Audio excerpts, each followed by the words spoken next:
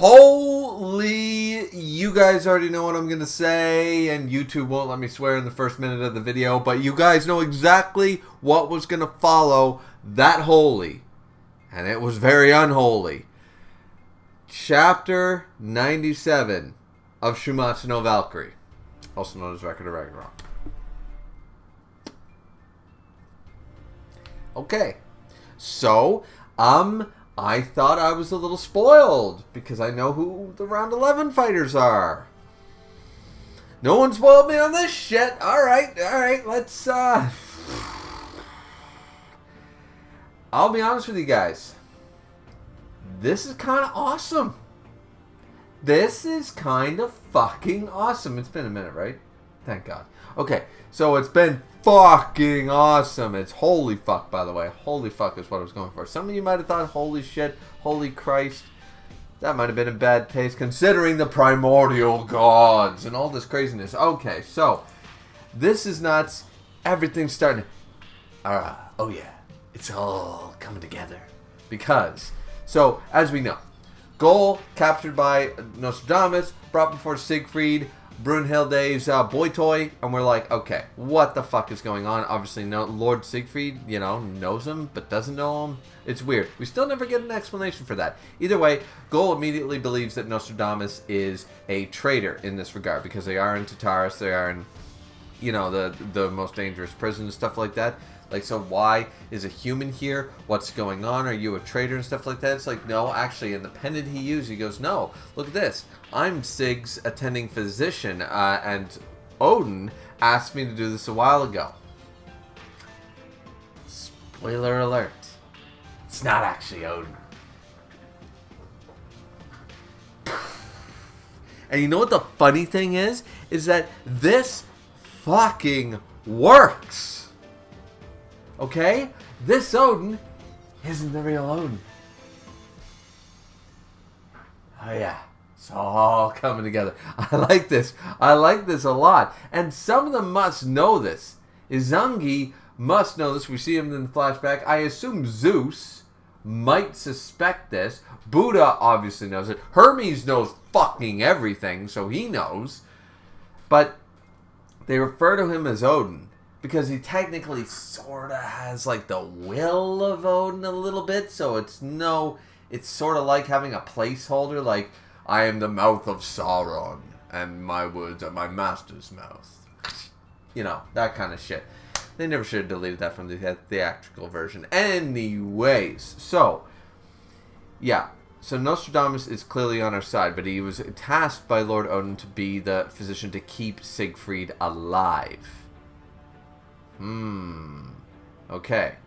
So, he was tasked to keep him as a his physician, right? So, this is incredibly interesting. Because he doesn't want him to die. Why? Why is this? Well, we're like, let me tell you a tale. It's a warm summer evening in ancient Greece.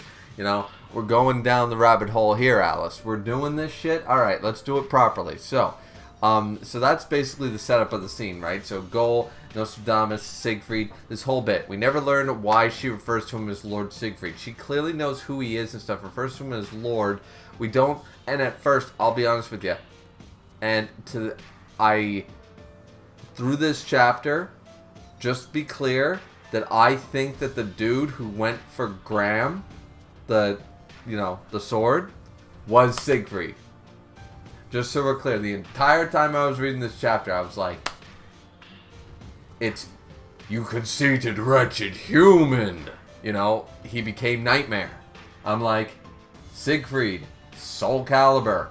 I get it. I played Soul Calibur 1, 2, and 3. I know my Soul Calibur lore. Siegfried is Nightmare. He takes Soul Edge, he goes fucking nuts, but he becomes fucking broken. But either way, right? So, that's what I was thinking was going on. So, we get the entire thing. So, Siegfried is completely against the resurrection of the primordial gods and says, let me tell you a tale. So, that's what we've established. Nostradamus is not betraying Brunhilde. she's actually seemingly working basically both sides of the coin here, is the one keeping Siegfried alive in some way, shape, or form. Didn't know Nostradamus. Was Nostradamus a doctor? I'll look that up. Anyways, keeping Siegfried alive, plus is also still working as a fighter for, once again, humanity. But Brunhilde also wants to keep Sig alive, so sort of works out. And Goal is unaware of any of this shit. So we go down. It all began a long, long time ago in a faraway summer evening in ancient Greece. People who, saw the Big Bang Theory, they'll get that reference. Anyways, so there was 88 primordial gods created the world. The heavens, the earth, and in this time, other gods were born. Many lesser gods you would refer to them as, but there were 88 primordial gods. Okay. I'm not sure where this one comes from, mythology-wise. I have not brushed up on my, New World Order conspiracies and my, creator mythologies in a long time. 88 sounds familiar, but I'm not 100%, okay? So I don't know if this is totally original, took a few aspects. We're going to take a little bit of Aztec, mix it with some Norse, sugar, spice, everything nice. Boom, we have the Powerpuff Girls, right? I don't know if that's what we're doing here. Didn't have enough time to research it, but obviously you guys let me know if any of this holds water in other mythologies. But yeah, so this makes sense. So there's 88 major gods. It's actually very similar to Shiva's backstory. Okay, we got to get to the top, and there's 100 gods to defeat, and that kind of idea, right?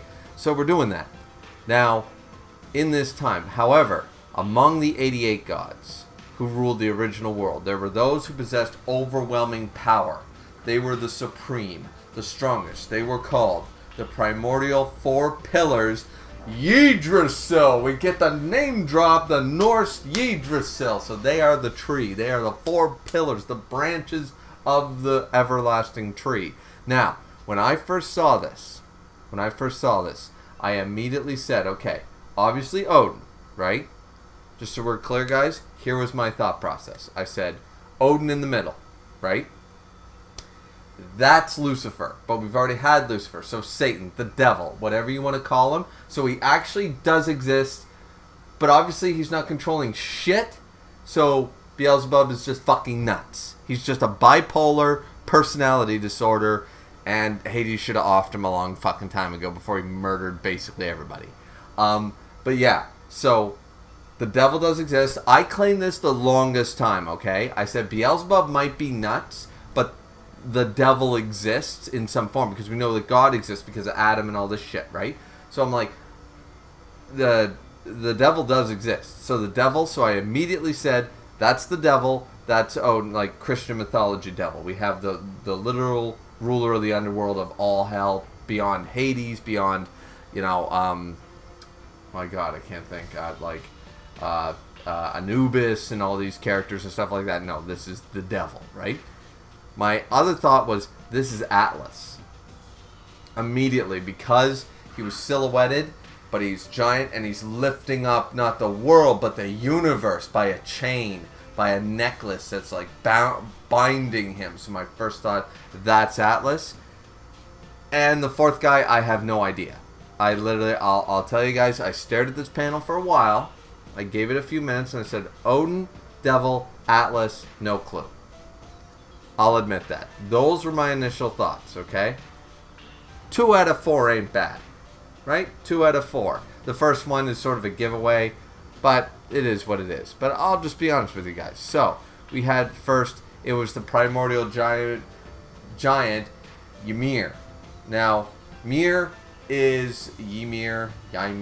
There's so many people pronounce it different ways. I always I pronounce the Y a little bit, and I just go Ymir. Anyways, Ymir is similar to Atlas in this regard, but obviously he's the frost giant and all this stuff, so very Norse, and I'm like, okay, fair enough. So I was wrong about that. Demon King Satan, I was like, fucking called it. And I was very happy about that. I should have guessed Chaos in some regard. It's 7 deadly sins, and anything that uses it enough, it's always like, oh, there's good and bad, and then there's the gray. The chaos and balance and stuff. Fire Emblem does it all the time too. So I should have guessed chaos in some way, shape, or form, but yeah. So we have chaos, the giant, Satan, and the creator god Odin himself. And it's like, okay, alrighty. I'm like, goddamn. So we jump back to the prison, and we're like, wait, Lord Odin too? And it's like, yeah, well, and he just continues. Siegfried doesn't mention anything, like, his girl's like, wait, what? And it's like, alright, so the primordial gods and deities, I like that that is a really good way to distinguish, instead of constantly saying, like, lesser gods and big gods, or, you know, like, badder gods and stuff. It's like, no, okay, so there's 4 pillars, the 4 strongest gods. Then, amongst those primordial gods, there are deities. So, we could easily just say there's the gods, and then there's deities, right? Okay. So, deities are the lesser gods. Probably some of them leading their own pantheons right now, right? So, Yggdrasil declared, the 4 pillars said that the incomplete gods that they called failed ones, they have multiplied beyond the original 88, so it was obviously over 100. And they are now unnecessary. So, Odin said, twist them, crush them, and began the war. By the way, just so we're clear, not much of an eye patch going on there with old Odin. The original looking Odin. Now, he looks very similar because, once again, that Odin design is completely badass. So you would never say, no, we're not going to use that design again. But, yeah, so he led the massacre of the gods. 7 of these primordial gods supported the Yggdrasil. Now, I assume this is 7 because there were 88, right? So, 7 plus the 3 plus the 4. So, if you have that, then you have 11. That makes total sense. So if the math adds up correctly, which I believe it does, there was 4 the Yggdrasil. So the 4 pillars, nobody. So Chaos, Ymir, Odin, and Satan all said, we all agree we're the 4 most powerful, and we say fuck the gods. Now 7 of these other primordial gods, you would probably refer to them as, you know, if this was a long-running shonen, these would be the heralds or the generals of the 4 pillars, right? Very Beelzebub, the manga, at this stage. So 7 of them. So now we have a total of 11 gods. 11 versus another 77. Izangi being among them. It's the only one recognized is Izangi in this regard. So Izangi stood on the other side of things, who we were just introduced to. So, okay, alright. So, they turned against these 11 gods, plus, and they say 11 gods and Yggdrasil, but it's 11 gods total. 7, like, right? Like, it gets a little confusing just the way it's translated, but it's 11 gods total versus the other 77. But, the problem is, this war was originally called the Twilight of the primordial gods. It was referred to as Ragnarok, and they fought, and we see these really epic panels of like dragon teeth and Odin with a sword and blah, blah. It's all epic. It's awesome.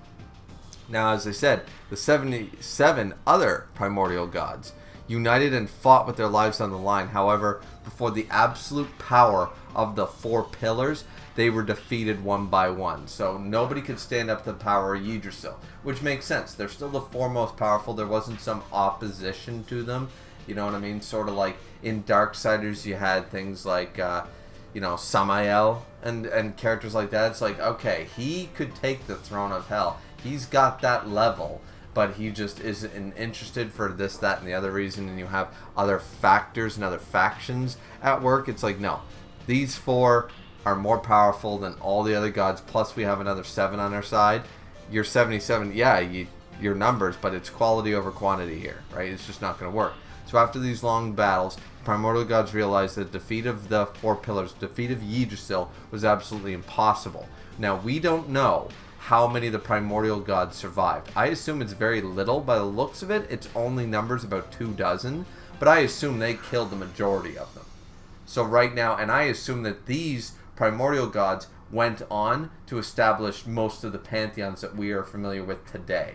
Kronos might have been among these, you know what I mean? Oceanus, Gaia, things like that. Ra, you know, Oasis, anybody, right? Osiris, any of them might have been among these gods, because we see them and we say, so the surviving primordial gods, they lured Yggdrasil to the desolate edge of the world, and then they cast this ultimate magic. Now this is where we see all these other characters, but only Izangi is actually shown, and this is his hand. Remember, his hand was burned, and boom, they open up this wormhole. You know, what they call Gilfernir. And I'm just like, okay, this is basically Tartarus being opened up. It's like we're opening up a black hole prison, like in the Hercules movie, right? Hercules, because of with a U, not an A. It's pronounced Heracles, but if you spell it with a U, it's Hercules. Anyways, fact of the matter is, in the Disney movie, remember they have that whole thing, and it's right down in the Marianas Trench, and it's locked in a cage of Zeus's lightning bolts. Yeah, it totally reminded me of that. So this is the weave of the sealed gods. They load it all up. They suck Odin and the other ones completely. We see it all shattering. So the spell took the last strength of all the primordial gods. They obviously offered a piece of themselves that never recovered. They managed to lock them in completely. And through this great forbidden technique of Gelfamir, the Yggdrasil and the 11... and the other, all the gods, the 4 and the 7, were sealed. Now this war ended, and the primordial gods who once dominated the world and other deities were annihilated, and they disappeared from the eyes of the masses.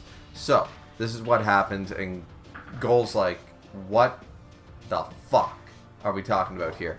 Because she said, this is completely different from the history like I grew up with and stuff. It said the primordial gods were rulers of the old world, couldn't withstand their own immense power, and they self-destructed and disappeared. So the history taught, even to the Valkyries and the rest of the gods, is not that the primordial gods didn't exist, but it's like, yeah, the ones who have created everything, they were too powerful and eventually shattered and broke apart. Afterwards, the gods that remained created the new world consisting of heavens, earth, and the underworld, being Helheim, Niflheim, all that stuff. And Sigrid said, that's right. Everyone in this world believes in the story that was created much later. However, what I just told you is the real one. Now, who started that? I'm going to assume Izangi and the remaining primordial gods to keep the truth buried, so nobody would go, obviously, for what happens next. And he says, so, wait a minute, you just told me all this, but how do you know, and there's like, well, there's still more to it. It's like, wait, so weren't they completely sealed? It's like, no. So, they're all chilling in there. You know, Atlas or Ymir and friggin' Odin and all them, they're all chilling. They're like, so they knew they couldn't beat us straight up. So they said, you know, like Satan's kind of like, respect. Ymir's like, it seems they plan to seal us away forever. And Odin says, let us leave our divine ruins behind outside this place then. Just to give a big middle finger to everything. So they fire off. The 4 pillars entrusted their divinity, known as their ruins, as their treasure, as a medium, sort of like a shaman king sort of idea, right? And they thrust them forward. Izangi and the rest of the gods do see this, and they note it, that someone worthy of those 4 ruins shall awaken us once more, and these are the 4 treasures of calamity. It's rings of chaos, obviously, the sword of Odin, the necklace of Ymir, and the skull of Satan himself. So, and they said, so Yggdrasil is still locked away and continues to wait with, by the way, the other 7 primordial gods. You know, they're all locked away, but you unlock the 4, I assume they're going to be like, hey, boys, you followed us, so 7 generals of ours, come out and bloodthirsty. Let's go. Let's kill everybody. Once again, what did I say? The last round will be interrupted. The last round will be interrupted. This is just building on my theory that I've had since round goddamn 2, is that this will not end. This will not end in just a tournament manga, end of story. No. Big final battle. Jack the Ripper will be back. Thor will be back. Zeus will fight again. It's going to be nuts. All the previous fighters are going to be back. It's going to be awesome. So, anyways, Siegfried continues to say that someone worthy of claiming these powers will come back. And I'm thinking, okay, it's got to be Siegfried. So, that's why he's chained up. Siegfried is the unit. He's the vessel. He's the one, right? So, now, obviously, someone wrote about this. Some asshole wrote about it because one day, eternities, thousands of years passed, and at last a nameless god appeared. And we don't know who this god is. Maybe we will learn his name eventually. I don't know who it's supposed to be. But he found it. The magic sword Graham. And he climbed this mountain. He found it. He looks like a classic shonen protagonist. And even though that god harbored a deeply dark ambition in his heart. He was young, an ordinary god without any true notable talent. He read it out of a goddamn book.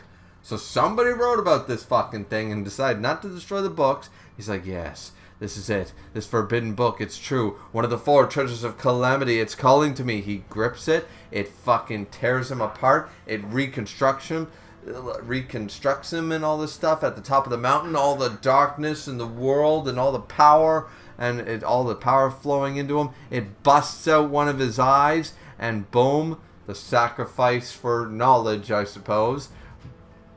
And here he is. This whole time, I was thinking it was Siegfried was the one to originally claim it, but nope. It was obviously someone else because this man obtained the magic sword Graham. A young ordinary god has the power of a creator god. He awakened the rune, and with his immense power and wisdom, he began to dominate the Norse pantheon and was worshipped. He said, wait a minute, it can't be. And it's like, right. From this moment on, he was known as the supreme god Odin. And we see that's where, so he's got the eye patch. That's why Odin is behaving and acting the way he has. He's actually transformed. I assume the sword has slowly like converted his body into this form and stuff like that. He actually looks very badass in the final panel. Like just as this like darkened shonen protagonist. Sort of reminds me of like Rave, sort of idea. Something like that. And he looks badass in both, but now he's taken on the visage of Odin. And it's just like, this is so damn good. Because it explains Odin's whole thing so far. Kind of. Not really. But it's gonna, I assume there's more to this story and we're gonna learn more about it. It's gonna make sense, right? So, the fact that like just the history, the entire backstory is now all starting to add up, except for the thing I got wrong. Siegfried was the one to grab the sword, very similar to the whole Soul Calibur storyline, but he didn't. So what does Siegfried have to do? Or is he some hero of prophecy, the chosen one? Is he Anakin Skywalker, destined to defeat the 4 pillars, to destroy Yggdrasil? So when they found him, they locked him up, but they can't kill him because of, I don't know, some Six Eyes JJK bullshit? I don't know. Like, if they kill him, he just comes back or something like that. So they have to keep him on. I have no idea, but what I like about this is that, A, this totally goes with my theory that, yeah, the tournament's going to get interrupted. Ragnarok is going to be some big free-for-all shit show final war. And it's going to be fucking awesome. So, once again, been right for like, what, 4 or 5 years? No, it happens. It sometimes happens. Sometimes, I do that quite a lot. And yet people are always surprised. Sometimes bet on me, guys. I'm right more than I'm wrong. I'm just saying. My batting average is above 50. I'm just saying. So anyways. But yeah, so there's that, and the fact that this backstory is starting to just add, everything's tying together, and it's really starting to work. And it's like, okay, this is how the world was created. This is how the gods started. Here's our main bad guys. The whole Satan reveal as being an actual dude and Beelzebub's just a bipolar fuck is amazing, because I haven't seen that goddamn skull. And if they fucking show that skull, if they show in next chapter, they show Beelzebub, like, sleeping with the goddamn cow skull, I'm gonna be pissed. Because I'm like, no. You had the staff, and you had the Hades, and I went to Helheim, and I went here, and everywhere, and I had the priest robes. You never showed a goddamn skull. So don't give me that shit, because I'll believe the corruption of the skull with Beelzebub if we had seen that in over 100 fucking pages of backstory and we never saw that skull. I'm calling fucking bullshit. Nope, Beelzebub's just fucking whoa, and out to fucking lunch because he's a shitty ass character with way more pages dedicated to him than he fucking deserved. But it is cool that Satan is an actual character, and he's apparently one of the most powerful gods. Oh, fucking cool. That does beg the question, is Odin technically God who created Adam?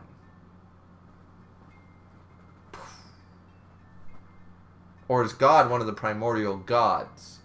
And if that's the case, is he one of the 7? or is he one of the... I'm just saying. They've introduced the devil, Beelzebub, Lucifer, the snake, Adam and Eve. At some point, they gotta... Just saying. The eyes of the Lord. One of these days, we gotta see who the fuck... Where's the Lord? I want to see the Lord. I wonder if they'll get away with that. We've already seen Jesus fucking Christ. Literally, we've seen Jesus in this series. So, are they going to tiptoe around that really after revealing all that shit? I don't know. Anyways, love this chapter. Absolutely great chapter. Great art. Love the backstory. Love everything about it. I'm so glad we're catching up right now because I'm telling you, if you're bored with Ragnarok, if you're bored with any series, in all honesty, take a seasonal break like I just did. Because you might be missing out on the discussions as they happen. And I'm a little disappointed that I wasn't streaming chapters like this when they came out, obviously. But now I'm enjoying it so much more. Now that I'm not burnt out from the series and only seeing the negative aspects of it. Now that I could sit back and say, you know what, I like this series still. Let's see what's going on. I have a brand new, I'm not seeing that many flaws in the last fight. And now this background chapter, I'm pretty solid right now, So anyways, chapter 97, great chapter. Looking forward to reading 98. I'm serious. This is the catch-up month of April. Like, comment, and subscribe. We will be all caught up by the end of April to not only One Piece, but Record of Ragnarok as well. And hopefully any other series that we have neglected and any series that we didn't neglect will still be on time. So once we start off, we're kicking and hitting the ground running at the beginning of May. So yeah, looking forward to anyways. Yeah, so that's it for this one. Hopefully you guys enjoyed and look forward to chapter 98, which will be hitting your guys' notifications very, very soon. At least I hope. I'm trying not to, still... I'm getting shit done, but at the same time, I don't want to burn myself out just, to get myself all caught up and then feel the burnout at the very end, So, but yeah, still planning to catch everything up here at the month of April. And yeah, like, comment, subscribe. Look forward to 98. I certainly am. So yeah, we'll see you guys back here next time. Have a good one. Bye-bye.